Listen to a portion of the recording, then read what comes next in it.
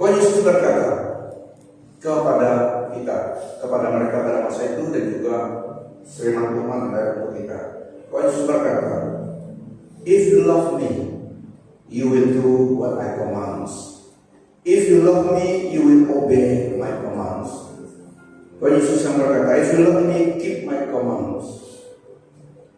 Dalam Yohanes 14 dan 21 juga dituliskan, "Whoever has my commands and keeps them is the one who loves me. The one who loves me will be loved by my Father, and I too will love them and show myself to them." Ayat 23, "Anyone who loves me will obey my teaching. My Father will love them, and we will come to them and make our home with them. Anyone who does not love me will not obey my teaching. These words you hear are not my own, they belong to the Father who sent me. Jika kamu mengasihiku, kamu akan mematuhi perintah-perintahku." Yesus berkata, so untuk differentiate, untuk distinguish ataupun membezakan orang yang mengasihi Tuhan dan orang yang tidak mengasihi Tuhan, Yesus berkata dalam ayat ini, "Jika kamu mengasihiku, kamu akan mematuhi perintah-perintahku." So mematuhi perintah Tuhan membuktikan kita mengasihi Dia, karena kita ikut apa yang Dia katakan, yang Dia perintahkan. Sesiapa yang menerima dan mematuhi perintah-perintahku mengasihiku.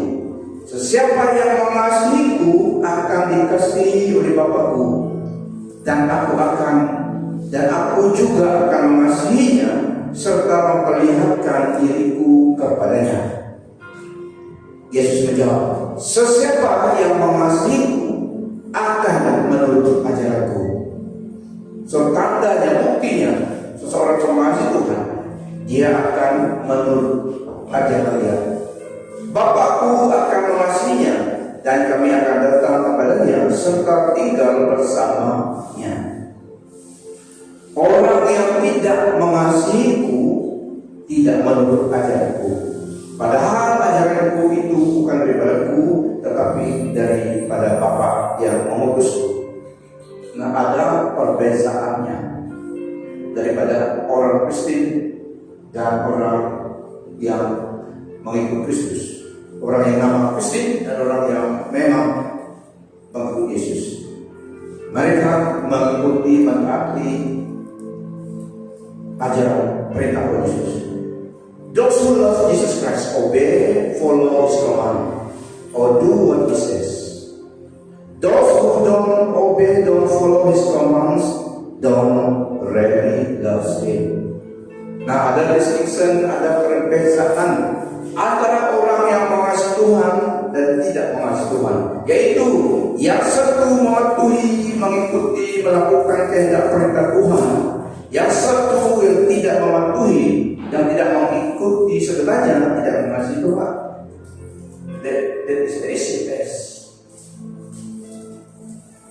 Di antara dikatakan Kristen dan orang Kristen, Yesus katakan ada dua anak Bapa dalam firman Tuhan. Matius 21 ayat 28 sampai 32. Ini anak Bapa di satu Bapa dua anak yang dalam Matius 21 ini. Yesus katakan ayat 28 sampai 32. "Tetapi bagaimana pandanganmu?" Dia tanya seorang. Yesus selalu beri pandangan, beri soalan supaya orang memikirkan. "Tetapi bagaimana pandanganmu? Seorang ada dua orang anak lelaki." Ini dalam FMB. "Ia mendapatkan yang sulung dan berkata, 'Anakku, pergilah bekerja hari ini di ladang anggurku.' Anak itu menjawab, 'Aku tidak mau.' Tetapi kemudian dia mengubah pikiran pun dia menyesal, lalu pergi bekerja di ladang bapaknya. Ayah itu pergi pula kepada anaknya yang kedua dengan kata-kata yang sama.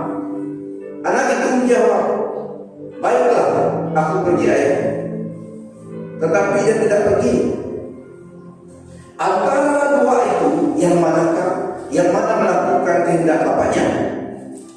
Mereka menjawab, yang suruh. Yesus berkata kepada mereka, sesungguhnya aku berkata kepadamu, pemungut cukai dan pelacur akan memasuki kerajaan Allah terlebih dahulu daripadamu. Yohanes datang kepadamu untuk menunjukkan jalan yang benar, tetapi kamu tidak percaya kepadanya. Manakala pemungut cukai dan pelacur percaya kepadanya. Setelah melihat hal itu pun kamu tetap tidak menyesal dan percaya kepadanya. Ada perbedaan antara dua anak itu. Yang satu itu katakan tak mau, tapi dalam bapak pergi dia. Yang satu itu oke, bapak bisa pergi, tidak ada pergi. Jadi ada perbedaan. Yang satu itu melakukan, sebenarnya itulah yang mengasihi bapaknya daripada yang satu. Kedua-dua anak bapak ini. Seorang pelacur, Rahab dan Alkitab,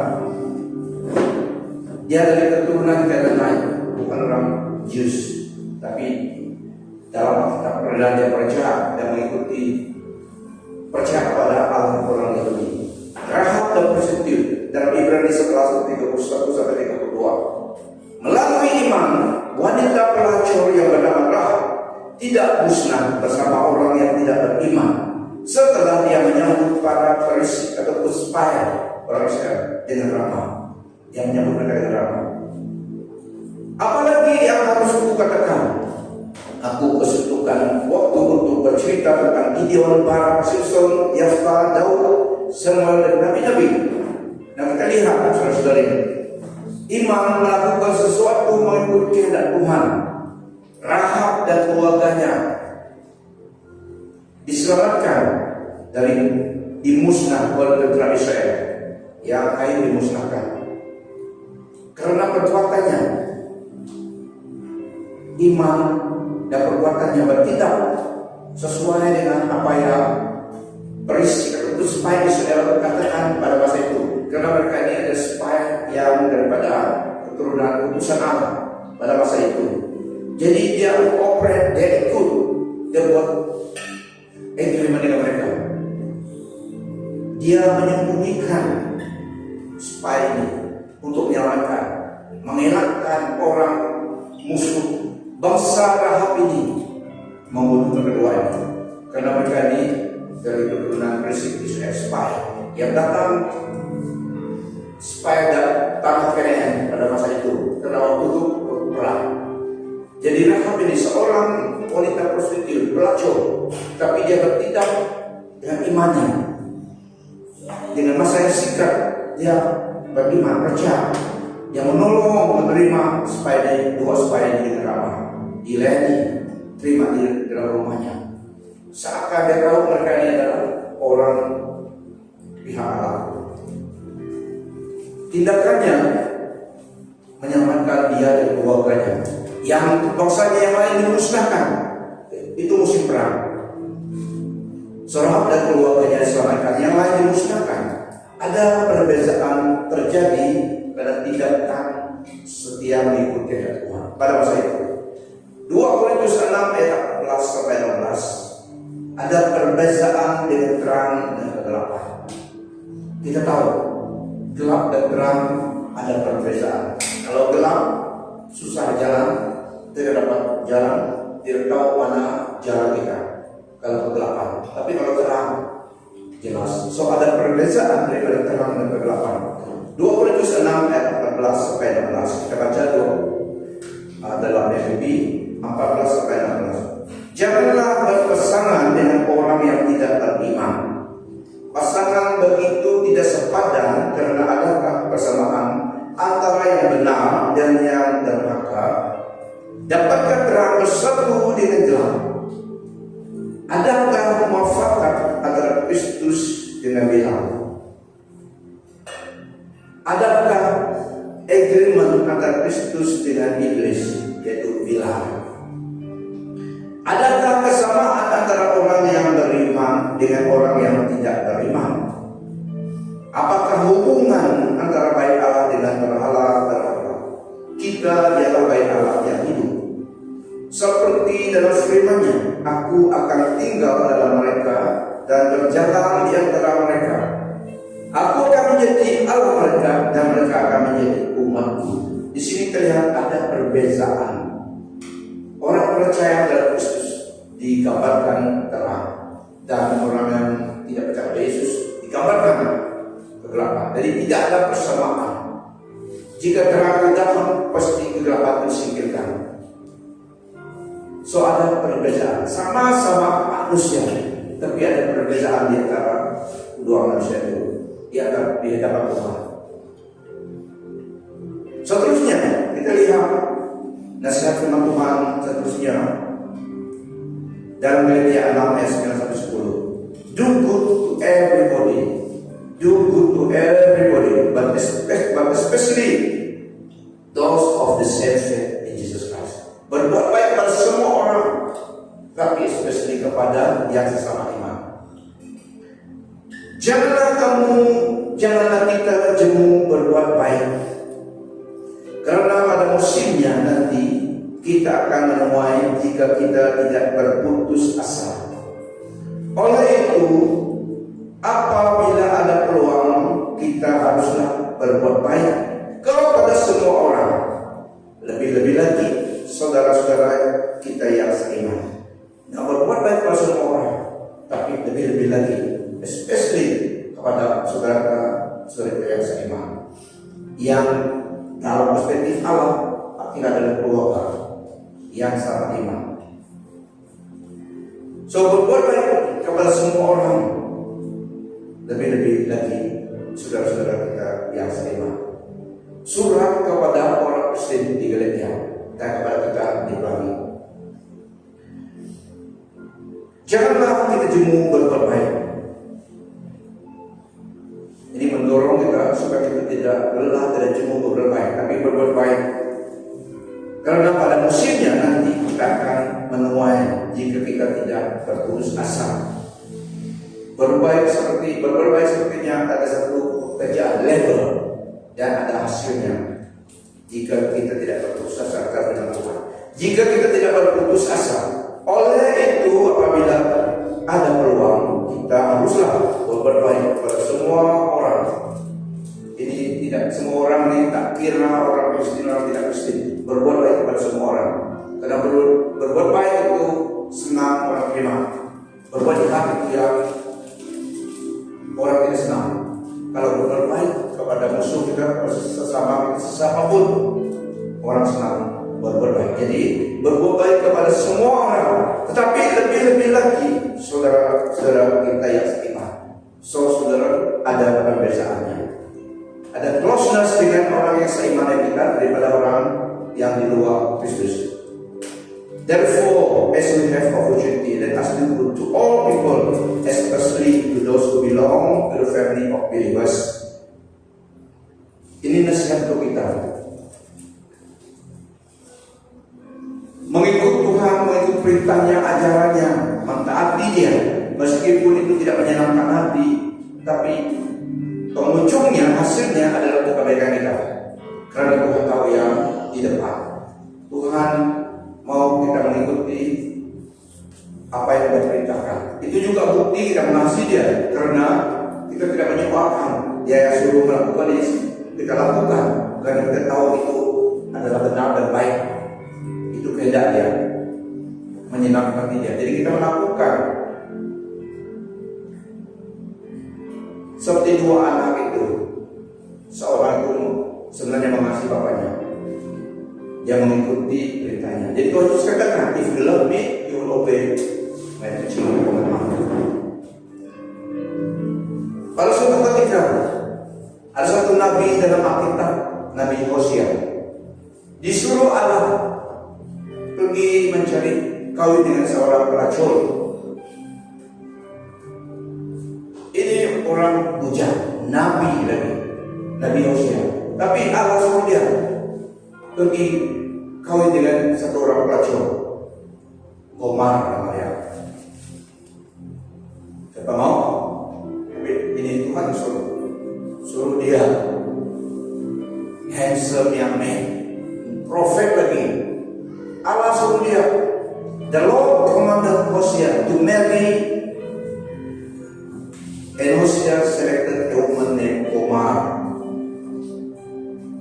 seorang pelacur. The Lord used this marriage as a symbol to teach the Israelites about His covenant relationship with them. The Israelites were unfaithful to the Lord because they sought after false god. Prophet Hosea ini adalah orang Israel. Pada masa itu, masa orang Israel senang saja menyembah berhala, false god, Allah yang lain, bukan Allah Yahweh. Bukan Allah yang memimpin mereka keluar daripada kata Mesir. Mereka menyembah Allah lain, Allah orang Emorat, Baal, dan Allah yang lain. Jadi Tuhan beri mereka satu pelajaran yang ambil nabinya Hosea, suruh pergi ambil seorang pelacur dan kawin dengan dia.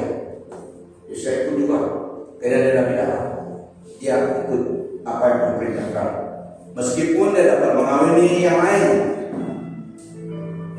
orang yang lain, perempuan sesamanya yang bukan pelacur, tapi Allah suruh dia cari pelacur.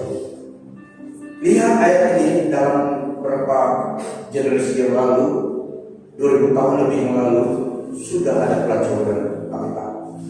Apalagi pada hari ini, sampai zaman ada sejarah kecil pelacur rupanya. Tapi ini Nabi Tuhan suruh dia pergi, dia ikut perintah Tuhan. Dia ambillah seorang wanita yang bernama Omar, seorang pelacur. Tuhan pakai dia supaya memberi pelajaran, menyadarkan orang Israel yang tidak setia kepada Tuhan lagi. Mereka telah senang dan melupa Tuhan. Mereka menyembah Allah ilah lain selain daripada Yahweh, Allah yang benar. Jadi untuk menegur mereka, Allah gunakan nabinya, hambanya. Tuhan tidak directly communicate dengan manusia kalau tidak mati orang. Dia selalu melalui hambanya. Pada masa ini dia guna Nabi Hosea. Apabila Tuhan mulai berbicara dengan perendaraan Hosea, dia berfirman kepada Hosea, pergilah, beristrilah seorang perempuan pelacur. Perempuan pelacur maksudnya perempuan pelacur ini dalam MVP. Pergilah, beristrilah seorang perempuan pelacur dan milikilah anak-anak pelacur. Karena luar biasa besarnya pelacuran penduduk negeri ini dengan meninggalkan Tuhan. So, gambarannya, apabila orang percaya Tuhan meninggalkan Tuhannya, mereka seperti pelacur mencari tempat lain untuk menyembah. So Tuhan bilang, luar biasa besarnya pelacuran penduduk negeri ini dengan meninggalkan Tuhan Allah mereka, Yahweh.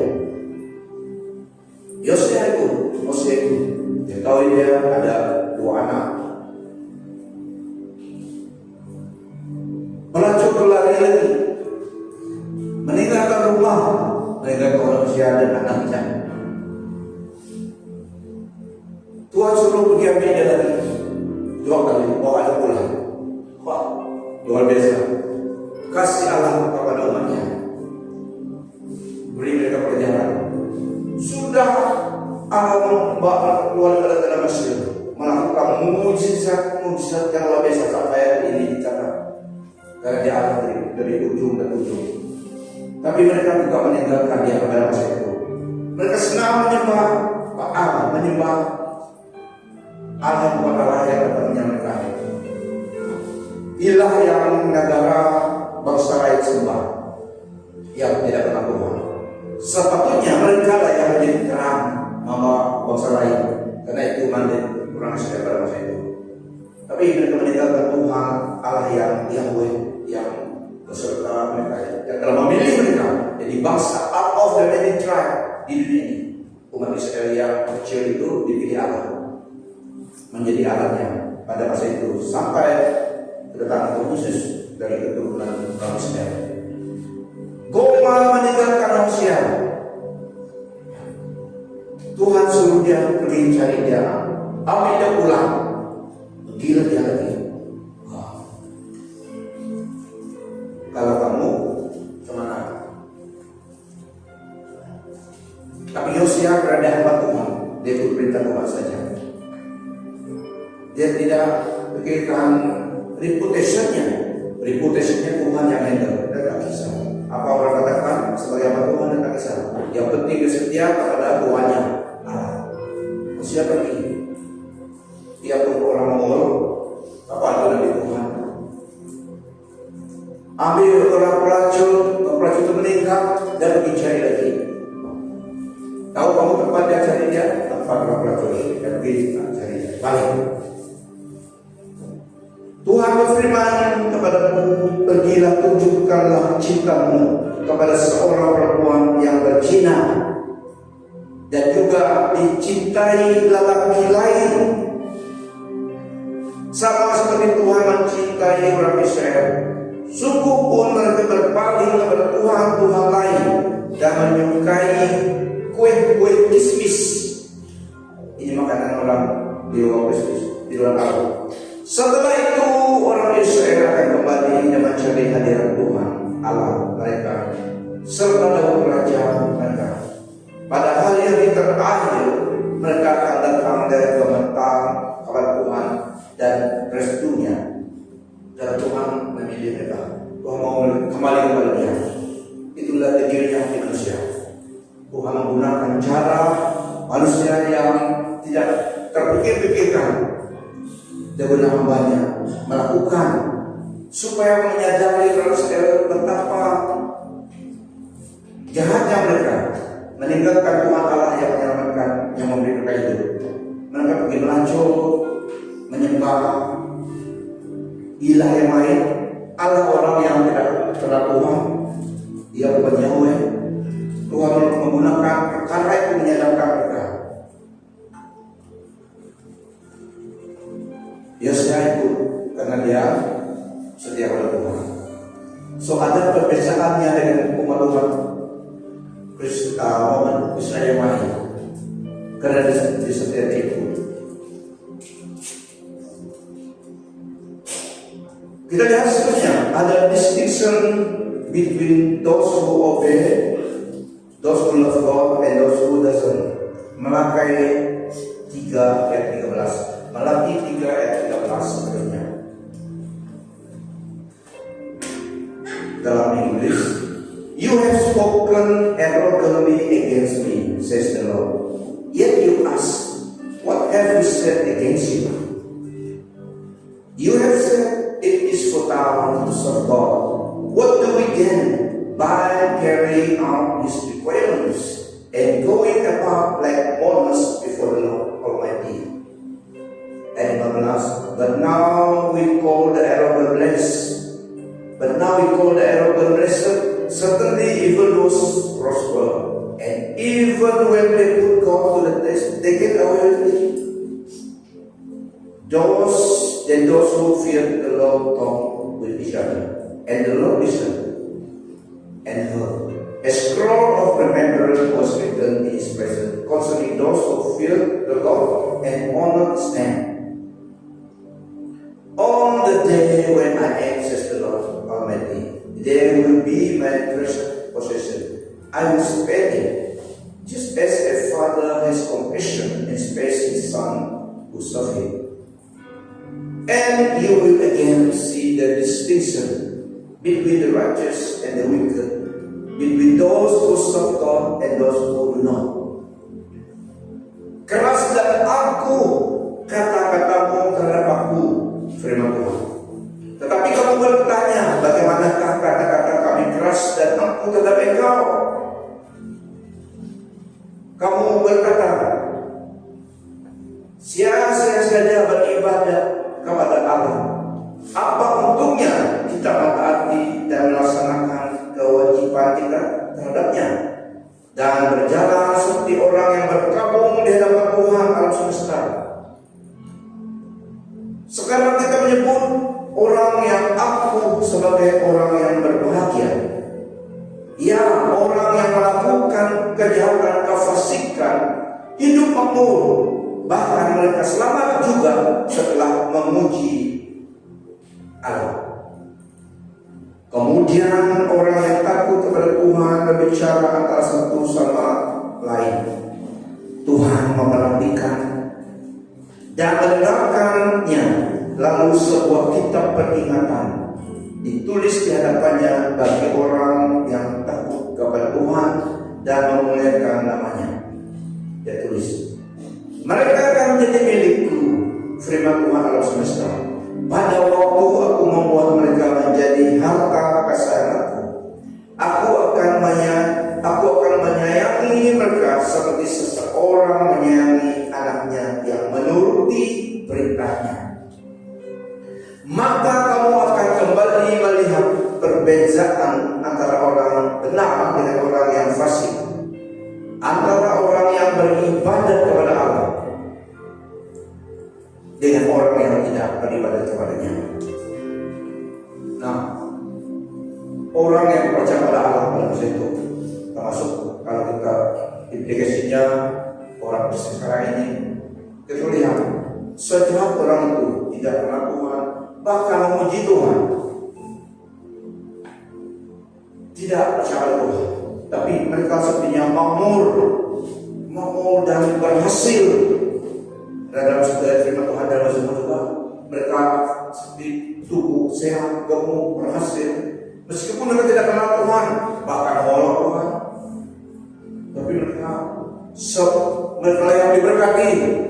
Percuma kita ini taat kepada Tuhan, beribadah dan berjalan setia di depannya, ikut perintahnya. Jadi orang percaya berbicara kepada mereka seperti Petrus dan disciples Tuhan Yesus dulu. We have left everything. Kami telah meninggalkan segala-galanya mengikuti Engkau. Apa yang ada pada kami? Tapi ada perbedaan. Tuhan tulis dalam buku Remember. Dia ingat seperti mana mereka ini. Apalah kita dapat nanti. Tapi Tuhan ingat. Dia tulis di the book of Remember.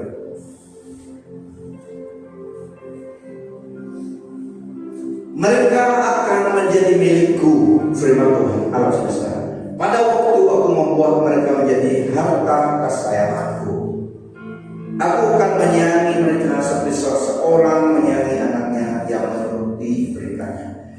Maka kamu akan kembali melihat perbedaan antara orang benar dengan orang yang fasik, antara orang yang beribadah kepada Allah dengan orang yang tidak beribadah kepadanya. Sebagai orang percaya, meskipun ikut Tuhan, memikul salib, ikut kehendak Tuhan, seperti Yosia, Nabi Yosia, memang sebagai orang bujang, sebagai orang yang memang masih prime life, muda, dia memang mencari yang cantik-cantiknya pun antara yang lain, karena banyak orang Tuhan, tapi dia ikut Tuhan. Tidak doa, cari orang racun. Dia ikut saja, meskipun itu tidak sebenarnya tidak ikut hatinya, tapi ikut hati Tuhan. Terkadang dalam hidup kita sebagai orang Kristen, kita lihat orang sekitar kita orang yang tidak percaya, bahkan orang yang memang menyembah berhala, seperti mereka berhasil dalam bisnis mereka, dalam hidup mereka. Firman Tuhan katakan, do not envy and be aversion. Jangan envy, jangan menginginkan seperti orang yang tidak kenal Tuhan. Pada pengunjungnya ada perbedaan antara kita yang menyembah Tuhan, melayani Tuhan, mengikut perintah Tuhan, meskipun tidak ingin dalam flash kita tidak senang. Contohnya yang singkat tentang ibadah hari Minggu, kadang-kadang banyak orang yang malas, lebih baik tidur lambat sedikit bawa kain. Tapi kita tahu sebenarnya hari Minggu untuk tetap ibadah dan juga hal yang lain, melakukan kehendak Tuhan. Tetapi pengunjungnya ikut Tuhan, ada perbedaannya dengan orang yang tidak dalam Kristus. Ada perbedaannya. Tuhan setia.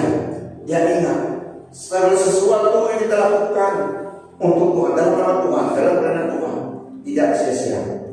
Oleh itu, saudara-saudara yang kasihi, 1 Korintus 15:58, teguhkan pendirian, jangan beranjak, jangan berpindah, dan bersungguh-sungguhlah dalam pengabdianmu kepada Tuhan.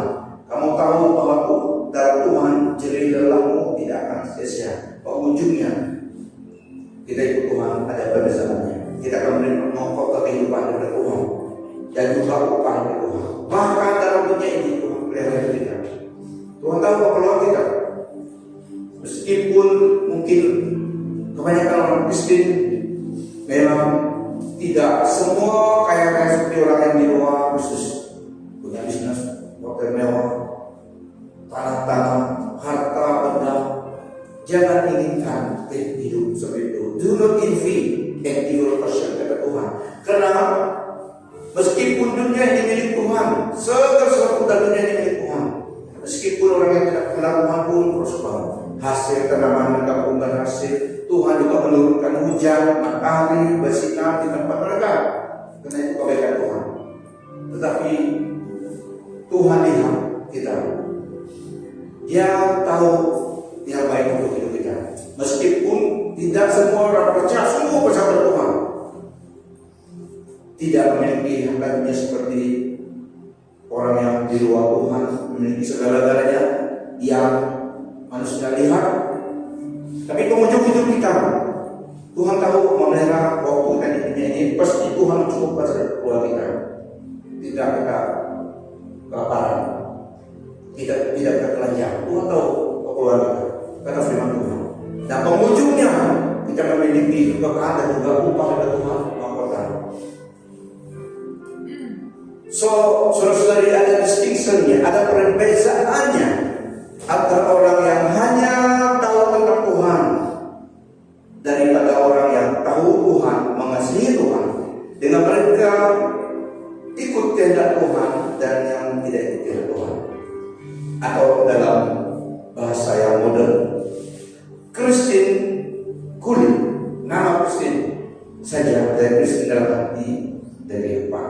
Amen. Ada perbedaannya. So dalam pelajaran pada pagi hari ini, khotbah pada pagi hari ini, distinction. Kita sebenarnya adalah umat kesayangan Tuhan. Yesus menebus kita dengan darahnya. Tapi kita mau gadaikan divine action itu. Hidupnya diberikan kepada kita supaya masa depan kita memiliki harapan. Hidupnya sendiri akan memberikan untuk menebus kita. So yang berbahagia adalah kita yang dalam Yesus Kristus. Karena pasti di dalam dunia ini Tuhan memelihara kita. Dan apalagi end of time, apabila kita meninggalkan dunia ini. Jika Tuhan Allah datang, kita yang menyusul Tuhan. Dan kita bersatu dengan Tuhan dalam kemuliaannya. Amen. Itulah kita usaha gunakan hidup kita masa dunia ini setiap hari Tuhan. Meskipun banyak masa sukar, cabaran yang kita, tapi Tuhan pelihara hidup kita. Ada perbedaan antara kita dan orang yang mengenal Tuhan kita, tapi mereka mengenal Tuhan kita saja. Mengetahui tentang Tuhan kita saja, tapi kita mengenal Tuhan kita, firman-Nya. Kita tahu the best is yet to come dalam ujung hidup kita. Till the last breath, sampai akhir kita, Tuhan memelihara kita. Sampai putih rambut kita, Dia tetap memelihara hidup kita. Kata firman Tuhan. So yang penting, pegangan iman kita, firman Tuhan menjadi pegangan, menjadi penghiburan bagi kita kepada anak cucu kita. There is no other God. Tiada Allah dan Tuhan yang lain, tapi Tuhan Yesus Kristus, Allah yang benar dan hidup kekal. Biar firman Tuhan mendorong kita, menghibur kita, menguatkan, meneguhkan iman kita. Ikut Yesus adalah satu-satunya, ikut kehendaknya ada satu-satunya jalan hidup kita di dunia ini sampai kepada kemuliaan Tuhan. Dan Tuhan memelihara jiwa kita. Peliharalah iman kita, hubungan kita dengan Tuhan. Peliharalah hati kita Ya, ada pasal untuk Tuhan dalam hidup kita, dalam hati kita. Ini yang Tuhan mau. Tuhan Yesus katakan, if you love me, you will obey my command. Jika engkau mengasihiku, kamu akan mengikuti perintahku. So ini perbedaannya antara orang yang nama Kristen dan orang yang sungguh-sungguh mengasihi Tuhan, itu Tuhan. Mari kita berdiri.